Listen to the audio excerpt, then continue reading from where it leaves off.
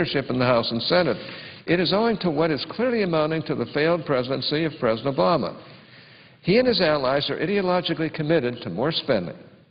Fortunately, the American people will have the final verdict on this economic philosophy in 2012. Mr. President, I ask that my full remarks be included in the record at this point. Without objection, so ordered. Well, I thank you, Mr. President, and I yield the floor.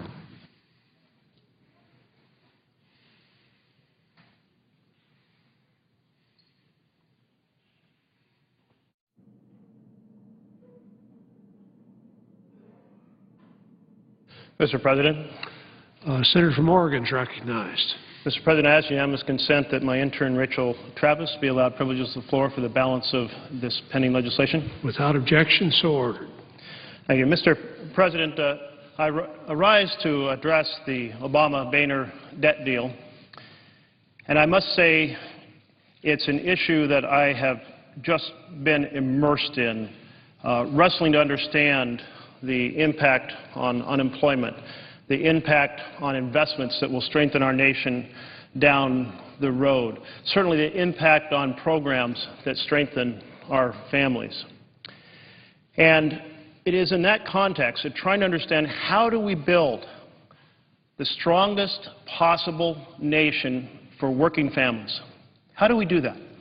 And is this Obama-Boehner debt deal the right path? And I must conclude that it is not the right path. And I conclude that for 4 reasons. The first is the impact on jobs. We are facing a gathering storm on the job front. We have 5 to 8 million additional foreclosures that are suppressing success of our construction market, driving down the value of houses and having a devastating impact on the attempts at recovery. Second, the unemployment benefits, the extended unemployment benefits, expire this year. And the rough estimate is that that will result in a reduction of around 500,000 jobs. That's a tremendous blow in 2012. And then we have the termination of the payroll tax holiday, and the estimate is that may well produce losses of jobs of more than 900,000 across America. Add them up together, and you're talking nearly 1.5 million jobs that we will face, and that's in 2012. So on top of this gathering storm comes the Obama-Boehner debt deal that is estimated to produce another job loss, and by varying estimates, from 100,000 to 300,000 additional jobs. Mr. President, doesn't this deal take us in the wrong direction? Shouldn't we be on this floor working to create jobs, not to destroy jobs? The success of our families depends on this.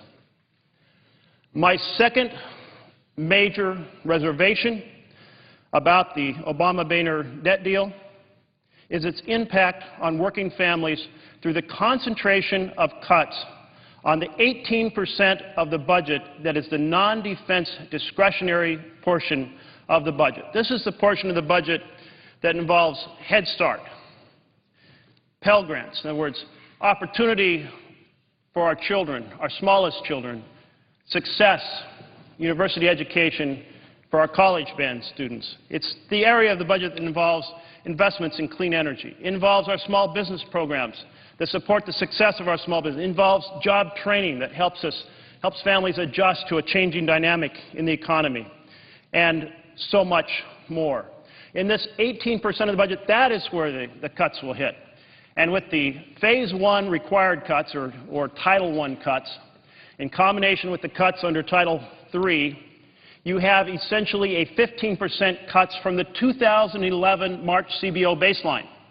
Now understand that baseline for 2011 is a very low baseline, much lower than 2010, much lower than 2009. It takes us back many years earlier. So you already have a very low baseline, and we're going to cut 15% more out of the core programs supporting the success of our working families, supporting the success of our smallest children, supporting the success of our college-bound children.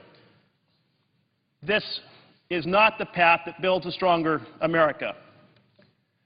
The third factor is that while our children in Head Start and our children headed for college and our citizens seeking job training are going to take these blows, the wealthy and well-connected don't contribute one slim dime. Now, some of my colleagues have argued, well, you know what? There are some of those programs embedded in the tax code that actually help the middle class. My colleague from Utah was just making that argument. And then the argument is extended, so don't touch any of those programs. Well, if we take that same attitude towards our spending programs, we'd say some benefit the middle class. Don't touch any spending programs. Obviously, it's an absurd argument. And why is it made on the revenue side, those programs there, but not on the programs that are in the appropriations bill? Why is the tax bill protected from that, under that argument, but the spending bills are not? No, it's one simple answer. The programs for the wealthy and well-connected are in the tax bill. And so this false argument is used to defend the accumulation of wealth, the expansion of prosperity for the few, for the powerful few, at the expense of families across this nation. My fourth concern about the Obama-Boehner debt deal is that simply it was forged out of a process of extortion. If you look through the editorials, you see words like hostage-taking and extortion and lunacy. And we only have to turn back to Ronald Reagan to remember what he had to say on this. He said, "This brinksmanship threatens the holders of government bonds and those who rely on Social Security and veterans' benefits. Interest markets would skyrocket, instability would occur in financial markets, and the federal deficit would soar. The United States has a special responsibility to itself and to the world to meet its obligations." Those who have threatened, for the first time in the U.S. history, for the U.S. not to meet its obligations, which would result in devastating impact to families across this nation, those who carried out that threat did so in the wrong spirit, not the spirit of America pulling together, but in the spirit of creating a situation of hostage-taking and extortion designed to protect the most powerful and wealthy at the expense of families across this nation. So, Mr. President, because this deal does damage to jobs and contributes to the gathering storm in 2012 that threatens to take us back into a double-dip recession, because the cuts are concentrated on the programs such as education and Head Start and Pell Grants that support the success of our children, success of our future economy, because it doesn't take one slim dime of contribution from those who are most able to contribute in our society, and because it was forged out of a fundamentally inappropriate use of extortion against the American family. For those four reasons, I will oppose this deal. Thank you, Mr. President. Mr. President. The senator from Missouri is recognized. Mr. President, I rise in support of the bill. I would say that for the second time in about a week, I've come to the floor to speak after one of my friends on the other side was talking about what we ought to be talking about, and both times they were right. They said we should be talking about private sector job creation. But, Mr. President, I'd just say where are the bills to do that with? We have we've been here the week of the 4th of July. We were here. We had 2 votes that week. One was to compel the senators who didn't show up to show up, and the other one was on some motion to proceed to cloture on something that had nothing to do with job creation or any of the other things that we should be talking about.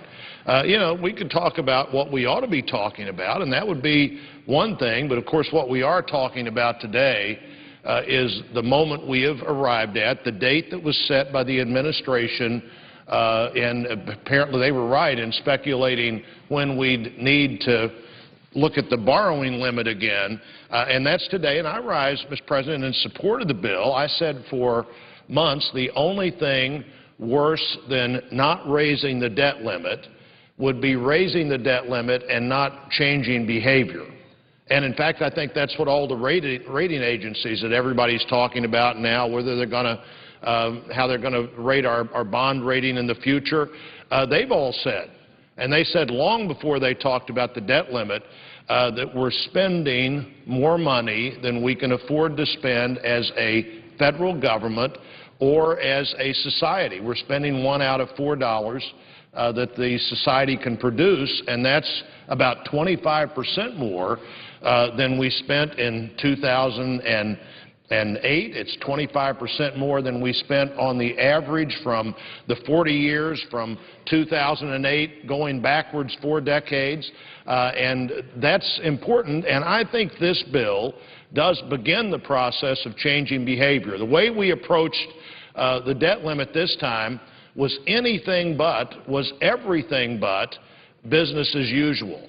This is a totally different discussion than we've had before about the debt limit. And the country has almost always had debt. I think there have been only a couple of times in our history Andrew Jackson paid off the debt, and there was one other time when we paid off the debt. Only a couple of times in our history when we didn't have some kind of debt. And in the tradition of that debt, we've always just said, okay, let's borrow more money because we need more money. This time, for the first time, we said, why do we need more money? Why is it that we're increasing debt? Why is it that we're increasing debt so rapidly? We had a $10 trillion debt in January of 2009. 30 months later, we have a $15 trillion debt. Obviously, that trajectory can't continue, and the framework for the decision that's made in this bill says it won't continue. Now, we do continue to add debt over the next decade, but, Mr. President, we wouldn't have to.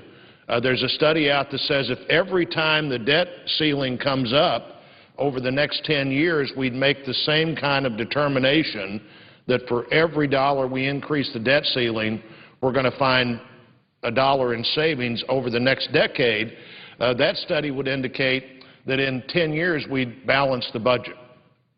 And of course that's what we should be doing, is balancing the budget. This body, before I served here, before I served in the House, before I was in the Congress at all, in 1995 came within one vote of the balanced budget amendment, one vote of passing the amendment that had passed the House. In 1996 it came within 2 votes of passing that same amendment that had passed the House again. And if that one vote would have changed in 1995, or the 2 votes would have changed in 1996, we wouldn't be having this discussion today, because we'd have a balanced budget today and would be moving in the way that every state but one has to function, and every family in America eventually has to come to grips with the fact that they can't spend more than they have. The truth is, Mr. President, that this agreement, while it's a 10-year agreement, is only enforceable for a couple of years. I believe we will do what this agreement says this year and next year. I'm hopeful and optimistic that the Select Committee will do its job and come back with another $1.5 trillion or more of cuts to spending, and that's going to happen. That Select Committee is going to report this year. The budget cap is set for this year and next year, but elections matter. And who's elected in 2012 to the House and the Senate and the presidency will finally and ultimately make a decision about whether this track that we're on now gets better than it is now, or frankly heads back in the other direction. The campaign pledges, Mr. President, I think are important. And while I support the bill, I'm also fully appreciative of everyone who feels like they can't. And frankly, if some campaign pledges hadn't been made in 2010, we probably wouldn't be at this moment today. And if that's somehow an extraordinary thing, that people run for office and they say that's what they're going to do, and then they come here and do that, that is what the process is all about and how it's supposed to work. Is this my sense of what would have been the best way to deal with these spending cuts? We'd have more spending cuts if I was writing this bill. But you know, the fact is, in Washington today, no one party controls anything. My party, the Republican Party, controls 1/3 of what it takes to get a bill to become law. and the other party controls two-thirds, and at the end of the day, by definition, nobody's going to be totally happy with this bill. But as Senator Pat Roberts said yesterday in a meeting I was in, using an old legislative saying, this is not the best possible bill, but it's the best bill possible. It is the best we can do right now, and I think we take this victory, use it as a way to move forward to the future, and, Mr. President, I rise again in support of this bill. President. Senator from Connecticut is recognized. I thank the Chair. Mr. President, I come to the floor to express my support for the measure before us, like my colleague from Missouri has just spoken, and like as everyone else that I've heard express their support for this proposal. No one seems perfectly satisfied with it, but that's inevitable. And I think we come to one of those classic moments on a very big challenge our nation faces, this enormous debt we have, of whether in this agreement we see the glass half full or the glass half empty, whether what encourages us in the agreement outweighs what disappoints us. And for me, the positive outweighs the negative. I'm going to vote for my hopes about what this agreement means as opposed to my fears that we're not doing enough in this agreement. What makes me most happy about it? This is a bipartisan compromise that really does turn the corner, turn the ship of America's state away from greater and greater deficits and a greater national debt, and in the direction of balancing our budget once more, in the direction of reestablishing classic American values of discipline and thrift, and concern about our future and investment in our future, which we've lost in our federal government through the work of both parties, the executive and legislative branch of our government. It's a bipartisan agreement at a time when this chamber and this city have become reflexively and destructively partisan. And that's encouraging to me that it is bipartisan. It's a compromise at a time when this city has become ideologically rigid. And it's clear if you look at our history that we only make progress when we compromise. That's because we're such a big, diverse country with so many different opinions and points of view. So this is a bipartisan compromise, and it is a beginning of a long, hard march back to fiscal responsibility in our country, back to a balanced budget. So what troubles me about it? What troubles me about it is that the bipartisan compromise also represents a kind of bipartisan agreement by each party to yield to the other party's most politically and ideologically sensitive priority.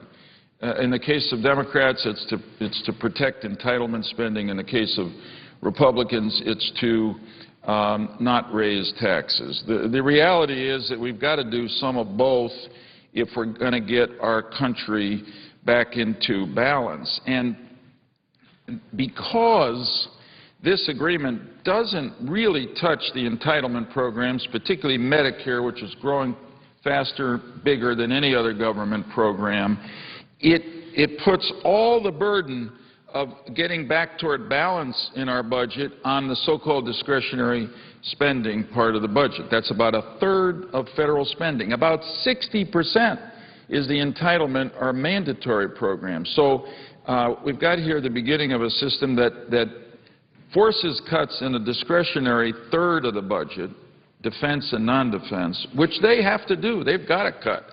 But it doesn't really ask much of anything of the 60% that's growing so rapidly that's entitlement spending. And as a result, if the special committee created in this agreement, which is the great hope of the agreement, I think, doesn't work its will and involve itself in entitlement reform and tax reform and Congress doesn't accept it, then the trigger, the automatic spending cuts are also all from discretionary spending, asking that third of the budget to pay the way, even though it's a small part of the responsibility for the increase in government spending. And that would have a devastating effect on our national security, because it would dramatically undercut our defense, and also on some of the programs that are the great investment programs of our future, education, energy, et cetera, et cetera. So I really hope that the special committee will redeem our hopes, and that Congress will too, by dealing with entitlement reform. I want to say here that Senator Tom Coburn of Oklahoma and I in June introduced a proposal that would take steps to save Medicare for the almost 70 million people who will be on Medicare in a decade, and reduce the enormous costs it places on our taxpayer. I think a lot of people in our country think that the payroll deductions and the premiums they pay the total benefits of Medicare. Unfortunately, not so. The average Medicare beneficiary in their lifetime takes $3 or $4 out of the system for every dollar they put in. And you just can't run a program long-term like that. And who picks up the rest? The taxpayers, the budget. That's a big part of why we're heading into deficit. So you can't save Medicare by leaving it as it is. You can only save Medicare, and I want to save Medicare. I believe in the program if you change it. Senator Coburn and I put forward this plan that will save over $600 billion in Medicare costs over the next decade, extend the solvency of Medicare by at least 30 years, and reduce Medicare's 75-year unfunded liabilities by $10 trillion. Now, I know our plan contains some strong medicine, but that's what it will take to keep Medicare alive, and we believe our plan administers that medicine in a fair way. Senator Coburn and I are going to forward our proposal, which is in legislative form, to the Joint Select Committee for their consideration, and we hope that they will include parts of it in their recommended legislation. I also believe it's essential for the Joint Committee to act to bolster the solvency of Social Security. Many argue that Social Security is not contributing to the deficit because it has a positive balance in the Social Security Trust Fund. But what is in that trust fund? It's notes that the United States government has given to the Social Security Trust Fund every time we've borrowed from it. And, of course, we're bound to pay that money back. The fact is today that Social Security is running a deficit on a cash flow basis. In other words, the payments into the system are not as great as the payments out. And they'll continue to do that in increasing numbers for this foreseeable future. What does that mean? It means that the Social Security Trust Fund has to come to the federal government to redeem the bonds that the government gave Social Security when it borrowed the money. And how does our government pay back the Social Security Trust Fund? By borrowing over the next 2 decades, $2.6 trillion currently held in IOUs plus interest. If we don't do something to save Social Security, when we hit the year 2036, Social Security will only be able to pay benefits to the extent that they're covered by incoming receipts, and that will mean a sudden, shocking, painful 23% cut in benefits for senior citizens. We've got to begin to enact reforms now to slowly save Social Security, and we can do it. I want to indicate today to my colleagues that Senator Coburn and I are working again on a bipartisan proposal to secure Social Security for American seniors for the long term, and we hope to have that done in time to also forward to the special committee for their consideration. So, bottom line, we can't protect these entitlements and also have the national defense we need to protect us in a dangerous world while we're at war against the Islamist extremists who attacked us on 9/11 and will be for a long time to come. We can't not touch the entitlements or raise taxes and create a tax reform proposal. and expect to protect all the programs of investment in our future that mean so much to America's families, education, particularly alternative energy, investments in our transportation system. And to be able to do all that in the right way, we need the special committee in Congress to take the next steps. But this is a significant beginning, as imperfect as it is. And, Mr. President, if I may finally, for all of us, and particularly for the President, the Speaker, the Majority Leader, the Republican Leader in the House, and the Democratic Leader in the Senate, and everybody who worked so hard here, coming close to the kind of grand bargain that I think we needed, that Simpson-Bowles Commission adopted, that the Gang of Six, our 6 colleagues, recommended to us, which I support, and that the President and the Speaker, President Obama, Speaker Boehner, were close to but unfortunately fell apart. There's disappointment that a lot of us feel in this, but perhaps to set it in a broader context, I want to quote from an op-ed piece excuse me, in the Wall Street Journal today, written by David Rifkin and Lee Casey, who are 2 lawyers whose work I've long admired. And here's what they say to take us back and perhaps remind us that we fill these seats for a short period of time. We act within a system created by our framers, and we do our best. Rifkin and Casey write today, the debt ceiling crisis has prompted predictable media laments about how partisan and dysfunctional our political system has become. But if the process deal was a spectacle and a 3-ring circus, as someone put it, the show's impresarios are none other than James Madison and Alexander Hamilton. Our messy political system is working exactly the way our founders intended it to. And then I go toward the end of their op-ed piece.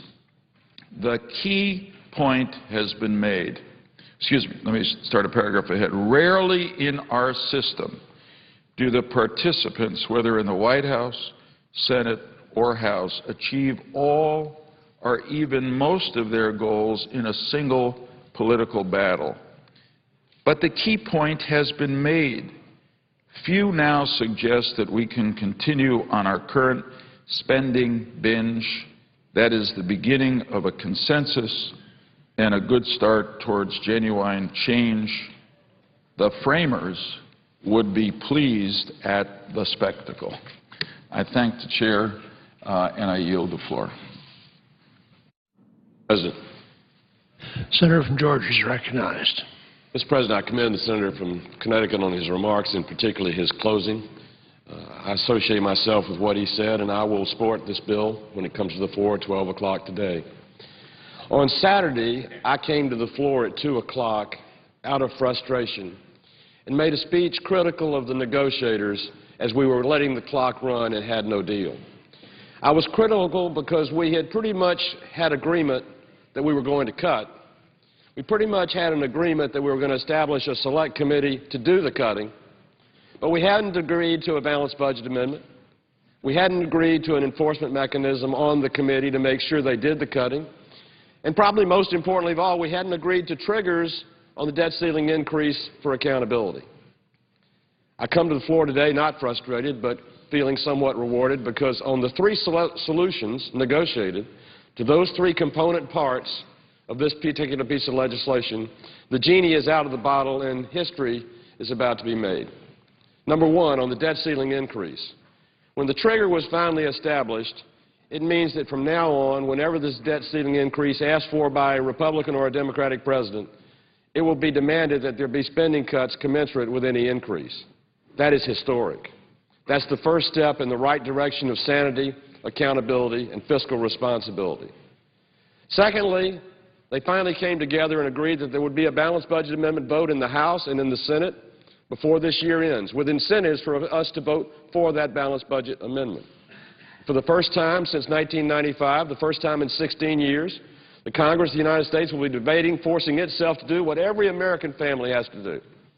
There's not a family within the sound of my voice that hasn't had to sit down in the last 3 years in this country because of our recession and our economy and because of spending, and reprioritize how they spend their money, balance their budget, live within their means. It's about time the Congress of the United States asked of itself what it imposes on every family in America. And as far as the Select Committee, there was a fear among many that it would only be a paper tiger, that it wouldn't have the claws or the teeth to actually do what it needs to do on the cuts. While I would have done a different type of sequestration, I commend those who negotiated this sequestration on putting one in that had enough teeth and enough fear to force the Select Committee to do what it needs to do. Today, when I vote in favor of this agreement, I will be voting for us to be cutting spending where we need to, not as much as I would have liked, but a lot more than we've ever seen before. But most importantly, voting for the assurance that never again will a debt ceiling go up without a debate for commensurate cuts in spending. That's important. I will be voting for this because we'll have a balanced budget amendment on the floor of the United States Senate and on the floor of the United States House that we have long needed to do since the last one failed 16 years ago. And we finally have a sequestration mechanism or an enforcement mechanism to enforce the Select Committee to do what it's charged to do in this particular legislation. So my frustration that I expressed on Saturday is gone. My pride in the Senate is restored, and I look forward to casting my vote in favor of this agreement at 12 o'clock today. And I yield back.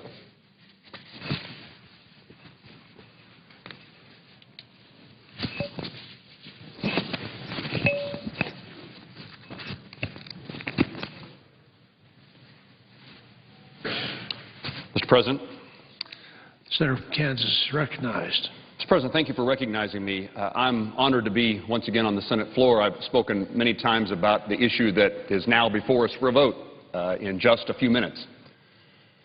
This is a significant point in our country's financial history, a time in which politics has played its course and decisions have to be made. I come here at this moment with no real joy. I think we put the American people through a lot, certainly over the last several months, as we've asked them to follow us along as we discuss this idea of raising the debt ceiling. There was some thought by many of us that we could use this moment of raising the debt ceiling to make some significant changes in the way that we do business in Washington, D.C. And in fact, on March the 22nd of this year, I wrote President Obama a letter indicating that I could not vote to raise the debt ceiling unless I saw substantial reductions in spending and structural changes in the way that we do business in the United States Congress and in Washington, D.C. And why I say there's no joy for me to be here today, in my view, we have failed to do either one.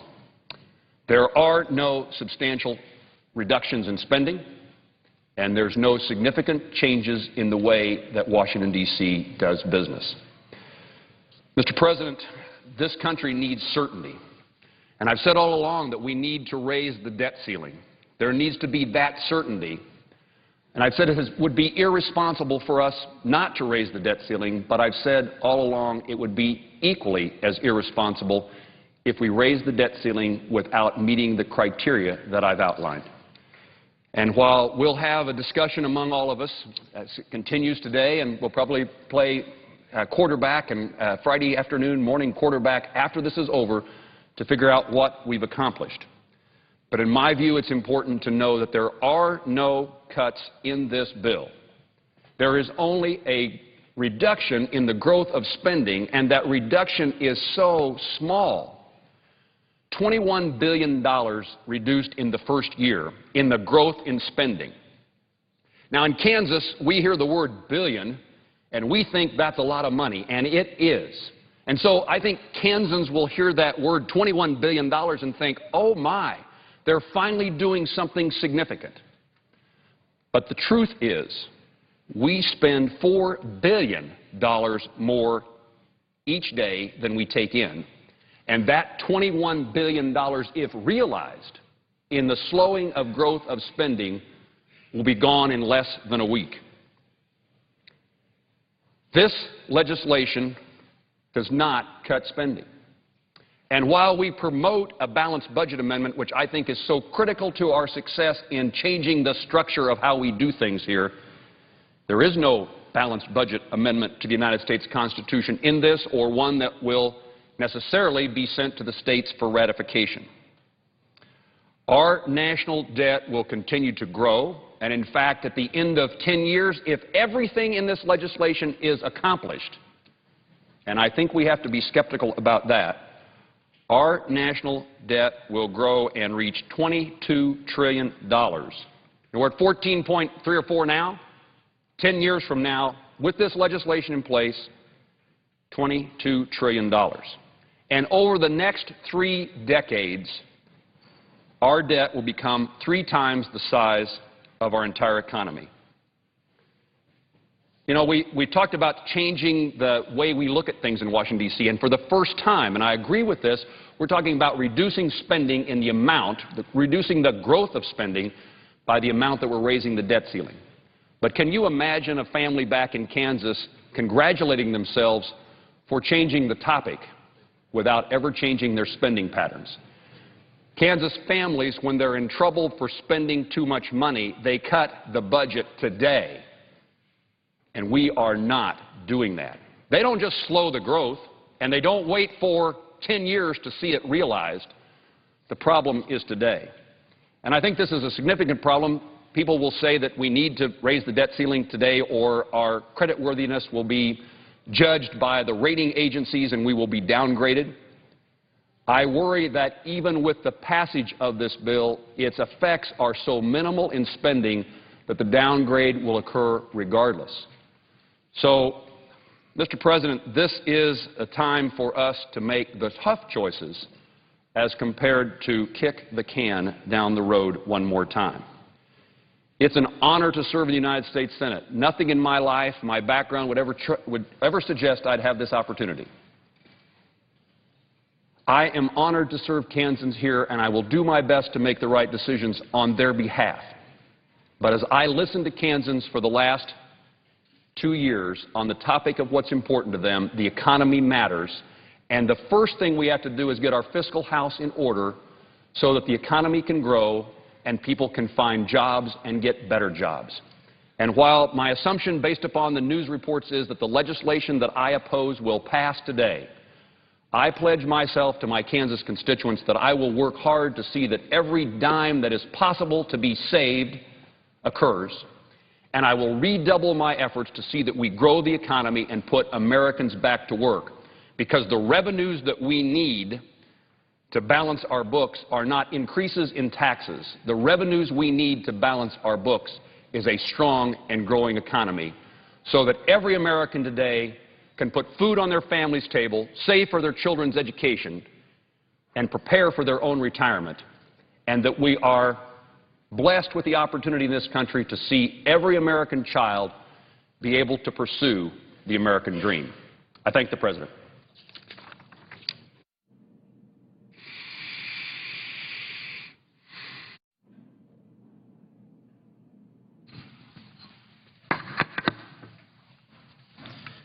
Mr. President. Senator from New Hampshire is recognized. Thank you, Mr. President. For weeks, Americans have watched the debate about raising our nation's debt ceiling. I know that it has been difficult and often frustrating to watch what is happening here. But this discussion could not have been more important for the future of America. We have been talking again about whether we would increase America's borrowing limit. In doing so, we have rightly focused on how do we prevent a default on America's credit, but also just as important, rather than just reflexively continue to borrow money that we don't have from Chinese bankers, how are we going to confront the fundamental behavior in Congress that has led us to this culture of borrowing and overspending in Washington, D.C.? I have said from the beginning of this debate that we owe it to the American people, and I owe it to my constituents in New Hampshire, to confront both issues, to avoid default, and finally, to confront our debt once and for all and to change the direction that we are headed in as a country. To address only default and to continue to kick the can down the road on making the tough decisions to fundamentally change the path that we are on will surely lead to a downgrade of our credit rating. It will sap our economic strength and will lead to the insolvency of the greatest country on earth. While I appreciate the difficult work done by the Speaker of the House and our Senate leadership in coming up with an agreement that avoids default, I am unable to support a bill that delivers the largest debt ceiling increase in the history of our nation, but does very little to confront the underlying problems that have brought us here. Problems that have led us to over a $14 trillion debt and which increase us in the next 2 years to over $16 trillion in debt. I have not come to this decision lightly. I've had countless meetings over the last months and weeks with my colleagues on both sides of the aisle to talk about this issue and how we can confront this crisis now. I have said from the beginning that we need fundamental changes in the way that we do business in Washington, including budget reforms, enacting a responsible budget. I'm a member of the Senate Budget Committee, the newest member of that committee, and it has been terribly disappointing to me that it has been over 2 years since the Senate has sat down and allowed the Budget Committee to do its work and come up with a budget for the United States of America. So we do need fundamental budget reforms. I've said we need major spending reductions, and we need to reform our entitlement programs. I cannot in good conscience agree to a deal that continues to perpetuate the culture of overspending and borrowing in Washington. In coming to this decision, I've asked myself several questions. The first question I've asked myself is, does this agreement reduce spending? Unfortunately, the answer is no. While it claims to reduce discretionary spending by $917 billion over the next 10 years, only in Washington would this be called a spending reduction. Because of baseline budgeting, a reduction of $917 billion, as it's claimed, is no reduction at all. Over the next 10 years under this agreement, we will spend over $830 billion more in discretionary spending under this agreement. So there is no reduction in spending. If you just look at the reduction in this year, from what we have actually will spend in 2011 to 2012, it's really only a $7 billion reduction in spending between what we will spend in 2011 and 2012. We borrow $4 billion a day to sustain our government. So the spending reductions between what we spent in 2011 to 2012 is not even 2 days of borrowing for the United States of America. Many of the cuts are in the out years. And you know what happens in Washington when the cuts are in the out years? Unfortunately, our history has been that they don't get done. That's why I'm concerned about even the $917 billion claim in reductions, which is not a reduction in spending. I've also asked myself, does this agreement in any way reduce the size of government? We know that this government has continued to grow, even as state governments and families have made the tough decisions to downsize, to reduce, to live within their means. This deal does not cut or end one government program. In March, the GAO came out with a report that identified hundreds of duplicative programs that happen here in Washington where we could save billions of dollars. My colleague from Oklahoma, Senator Dr. Tom Coburn, he has done the hard work of identifying hundreds and hundreds of duplicative programs where we could save billions and billions of dollars.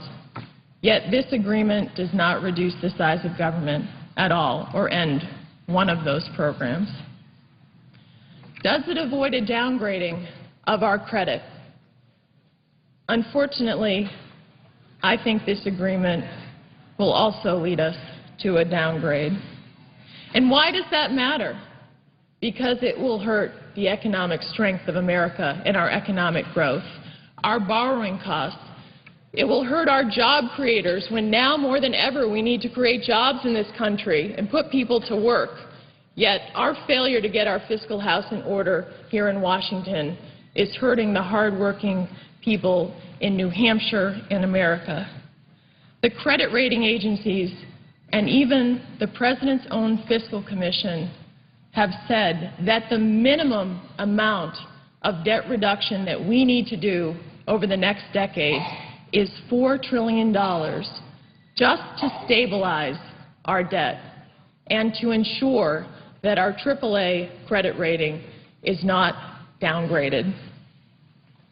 But this agreement, even if everything happens and this congressional committee does all of its work, we will only see a maximum reduction of $2.4 trillion. And that is assuming that everything in those out years gets done, which we don't always have a good history of here in Washington.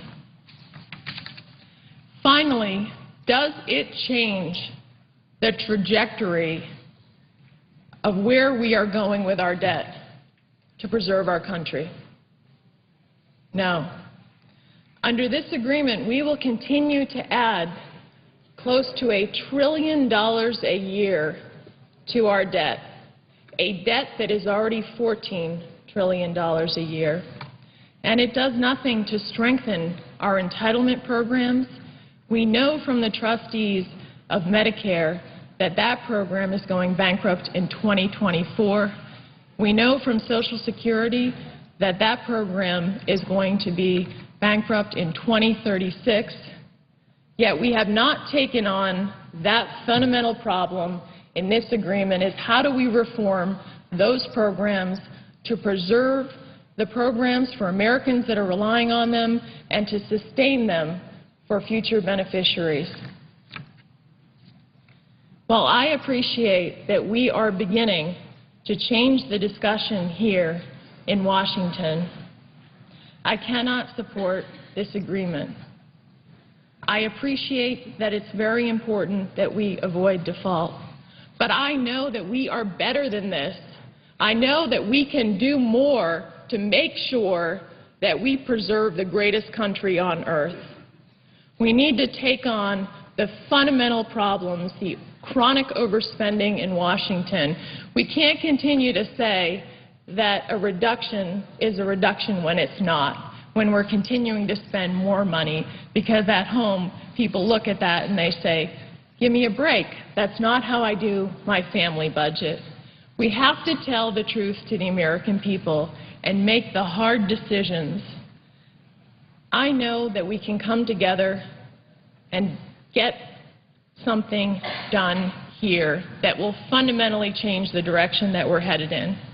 That's why I'm disappointed about this agreement, because it doesn't do that. We must do more than avoid default.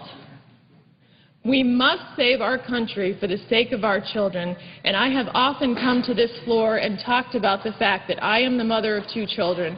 Senator has used 10 minutes. Thank you. If I may have 1 more minute. Without objection. I am the mother of a 6-year-old and a 3-year-old, and this discussion goes beyond those of us who are serving right here. It is about what kind of country are we going to leave for the next generation. And I know that I will not look my children in the eye and have them say, Mom, what did you do about it? We have to solve this crisis now. I know we can, Mr. President, and I look forward to working with my colleagues on behalf of the people of New Hampshire to really rolling up our sleeves, finally cutting spending, and saving the greatest country on earth. Thank you, Mr. President. I yield the floor. The senator from Kansas. I ask unanimous consent that the time during quorum calls be equally divided. Without objection, I suggest there is no quorum. the clerk will call the roll. Mr. Akaka.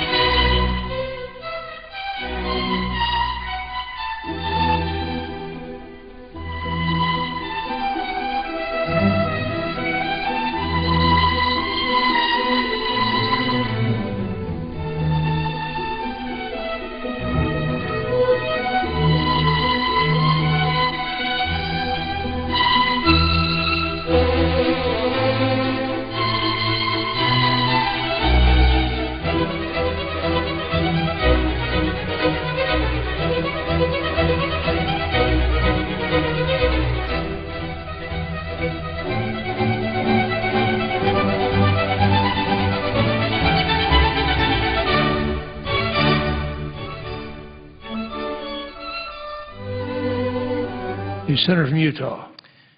Mr. President, I ask unanimous consent that the quorum call be suspended. Without objection, Mr. President, I stand today to explain my reasons for voting against the debt limit increase that we'll be voting on in just about a half an hour from now. This is a crisis that America faces. It's an ongoing crisis that will neither be created nor eliminated with today's vote. This is a crisis that has been building gradually over the course of years, decades, in fact. It's a crisis that we've certainly known about ever since this Congress was sworn in January of this year.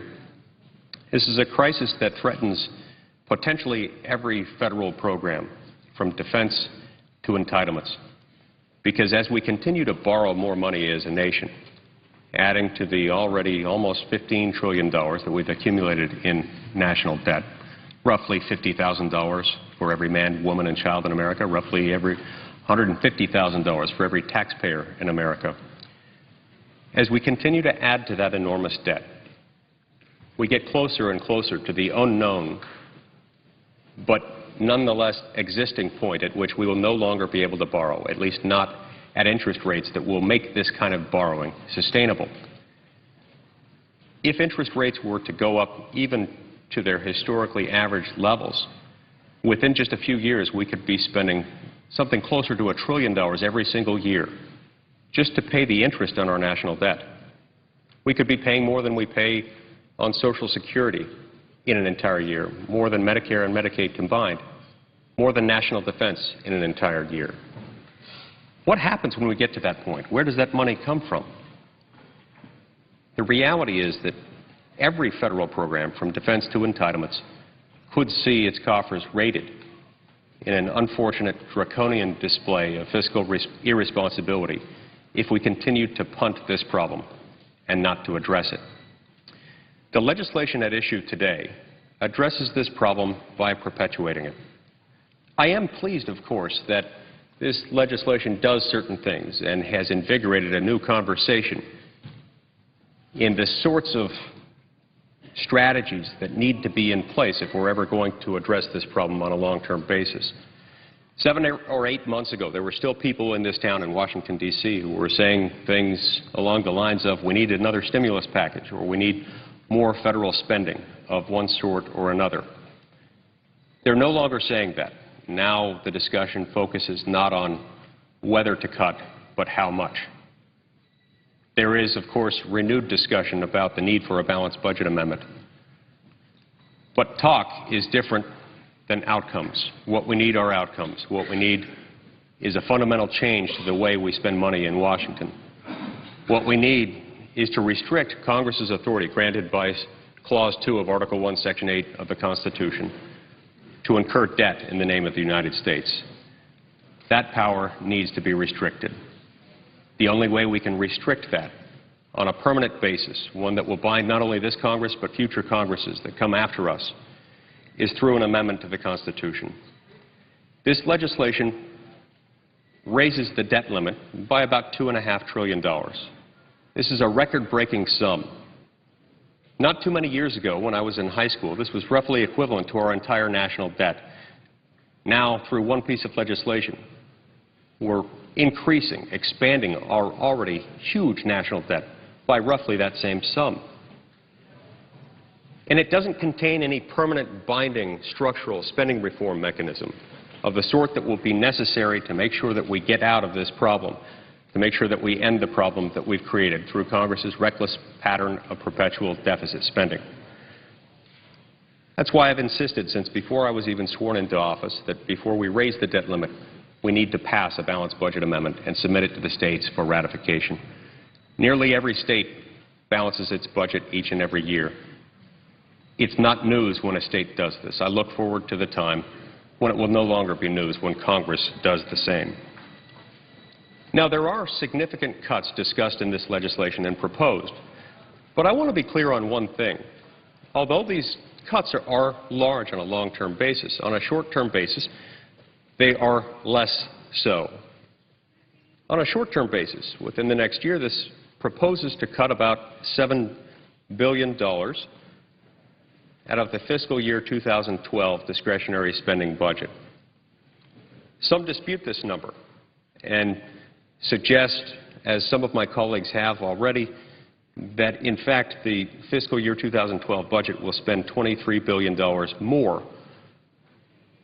Others concede the point and say, okay, let's assume for purposes of this discussion that it does in fact cut $7 billion from what otherwise would be new deficit spending.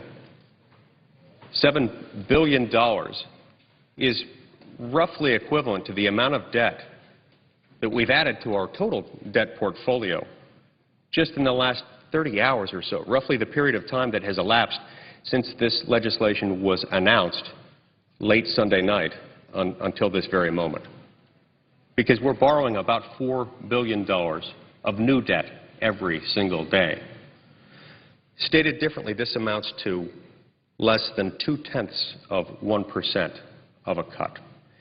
I do believe that we have made progress, and I commend our leadership for working so hard to focus the discussion on the need for cuts. We have unfortunately had Democratic leadership in this body that has been bent on delaying the announcement of any deal as long as possible, on preventing legislation like the Cut, Cap, and Balance Act from coming to the floor, where it could have been subjected to an open debate, discussion, and amendment process, as well it should have been. I regret the fact that it didn't come to that. The fact that that legislation, which could have solved this problem, could have and would have put us on a path toward fiscal responsibility, toward ending this problem once and for all, was not even allowed its day in the U.S. Senate to be debated and discussed on the merits. At the end of the day, we have to come to terms with the fact that the course we're on from a fiscal standpoint is utterly unsustainable. Adding more debt to our already bursting portfolio of debt is only going to contribute to this problem unless, of course, we move forward and adopt a balanced budget amendment. I believe the time to do that is right now. The American people overwhelmingly support this, to the tune of about 75%.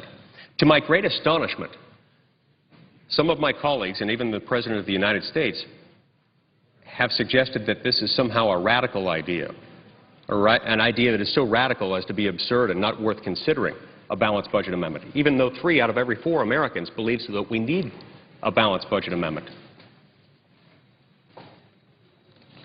I want to close by referring to a quote by a man named William Morris, who in the late 1800s gave us the following quote. He said, "One man with an idea in his head is in danger of being considered a madman.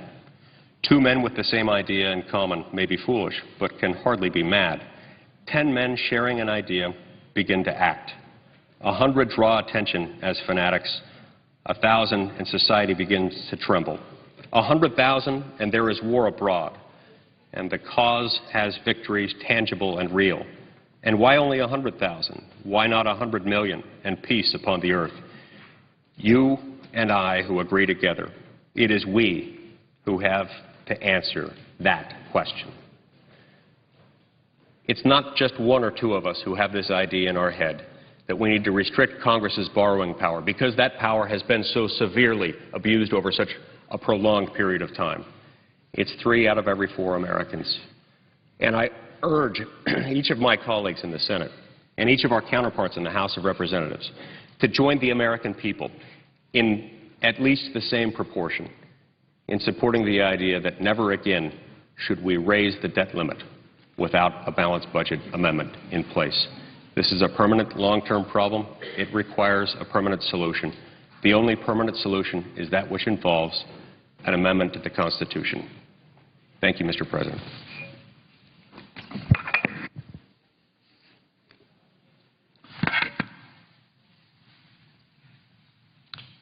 Mr. President.